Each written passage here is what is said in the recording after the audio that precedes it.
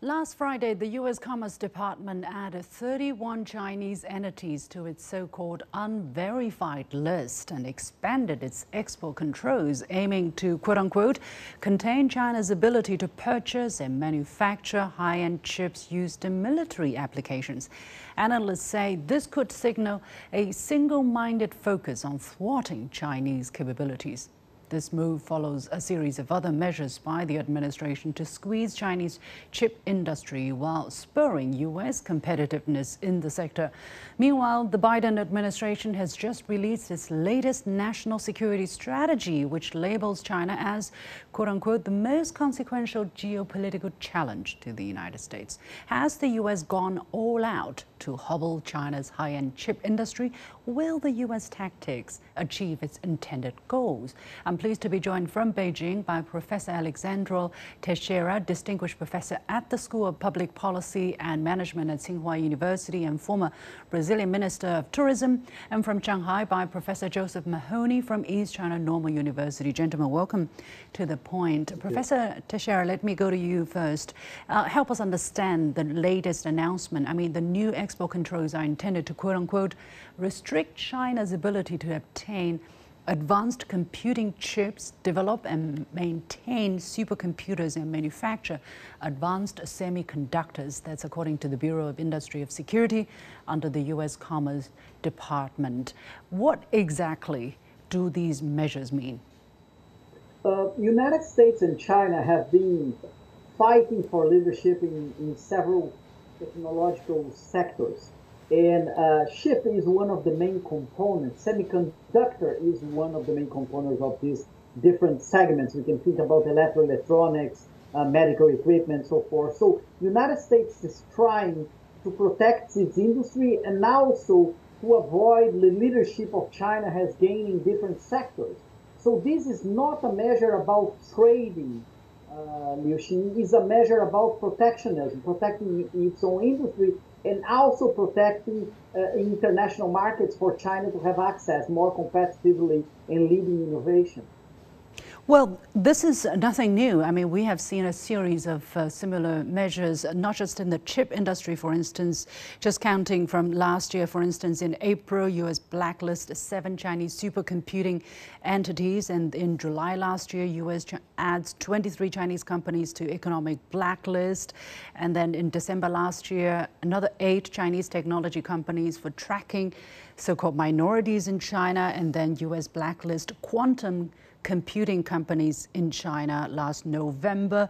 In June this year, the BIS added 5 Chinese entities to its so-called entity list for accepting or utilizing forced labors in Xinjiang. And then the U.S. also in October added 13 Chinese companies to a blacklist, including drone makers and genomics firms. Professor Mahoney, what's different between this latest set of regulations concerning China's ability to procure and to produce chips, high-end chips, with the host of previous policy regulations I've mentioned? So, I think that what we're seeing here is these incremental steps towards what appears to be a full-fledged attack on China's technology sector. The U.S. can't afford to decouple as much as some policymakers dream. They can't do it so suddenly. But over time, I think we're seeing this trend deepen. And again, we'll come to see this as these developments that you've described and the new one that's just occurred as these incremental steps towards decoupling, if not a much larger Cold War. I think the key questions, however, will be how might China reciprocate, and what will America's technology sector do? Will U.S. companies play by Washington's new rules? Will they find ways to circumvent them or lobby hard and finance politicians that may choose a different course? We have a number of empirical studies that show the U.S. is an oligarchy, and if America's tech giants really decided to change policymaking, then perhaps they could do so. But perhaps they fear competition with Chinese firms, and they themselves are seeking this kind of protectionism. Well, the United States has been accusing China of unfair trade practices. The then U.S. Trade Representative even tried to use public morals as a way to defend the disastrous trade war that was launched by the previous administration against China in front of the World Trade Organization. Of course, it was a total disaster for the United States, and they lost the case in front of the World Trade Organization. Is the United States eating its own words here, Professor Mahoney? Is the United States really using whatever means, regardless of rules that itself eroded, that itself set up in the first place, to compete with China against all odds? You know, I think that what is really remarkable about these developments, as you've alluded, is that, you know, China is playing by these rules, by this global economy that was largely put in place by the United States itself when the United States had clear competitive advantages. And now that those advantages have narrowed and China has started to excel, the U.S. wants to change the rules of the game.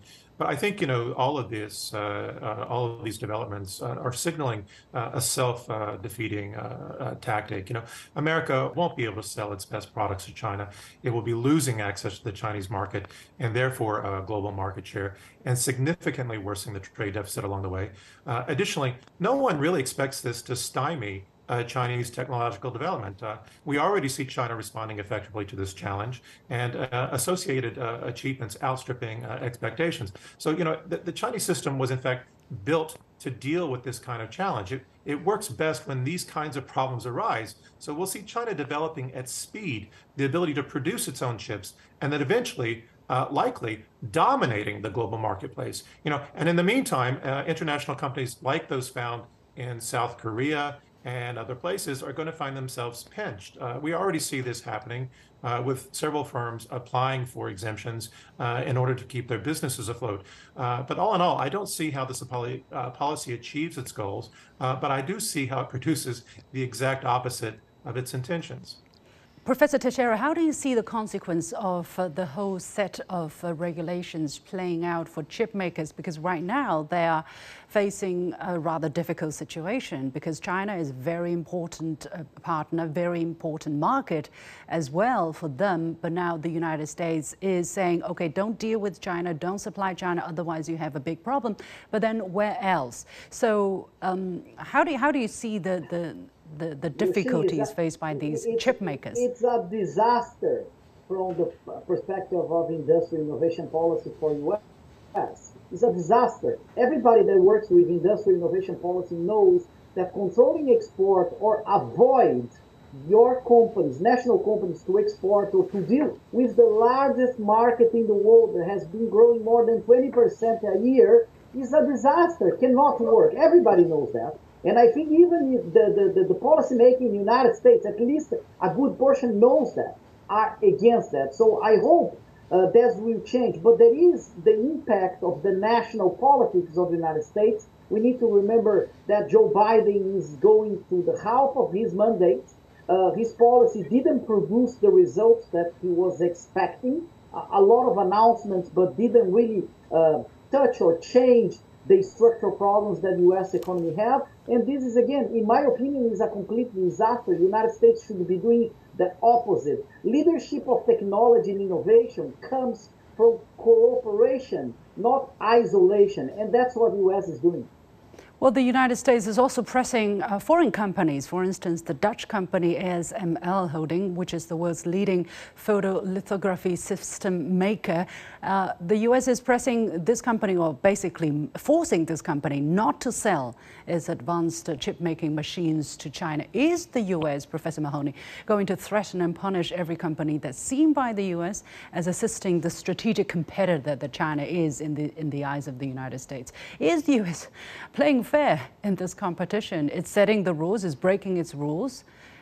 Professor Mahoney, you know, is there a rule in the United States' eyes?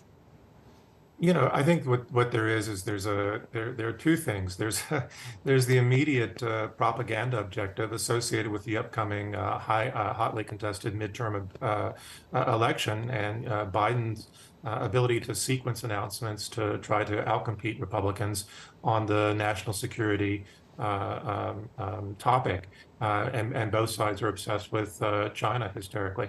That's one key issue. The other issue, obviously, is the United States has committed itself for whatever reason, even though none of us can really understand the logic or how this will produce the desired outcome, but it's committed itself to this path.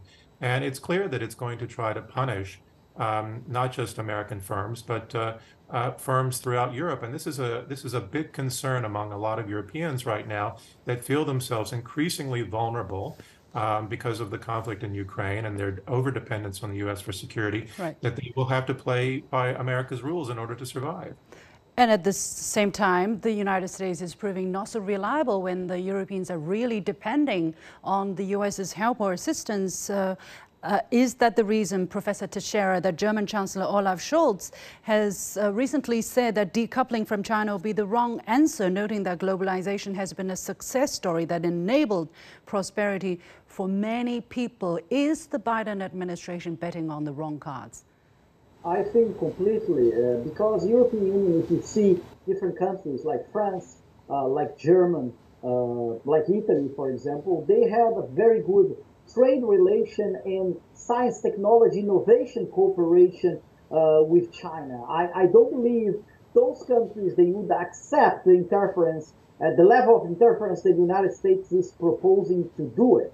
And again, as Professor Mahoney just mentioned, maybe this is a marketing, a propaganda act of Biden for the midterms election. We know that lately, since Trump and even Obama, the internal politics in the United States has played a major role for foreign policy. So I hope and I think the American policymakers come to the senses to understand that industrial innovation policy cannot be done in that way. Many thanks to Professor Alessandro Teixeira joining us from Tsinghua University and Professor Joseph Mahoney joining us from East China Normal University. Thank you very much.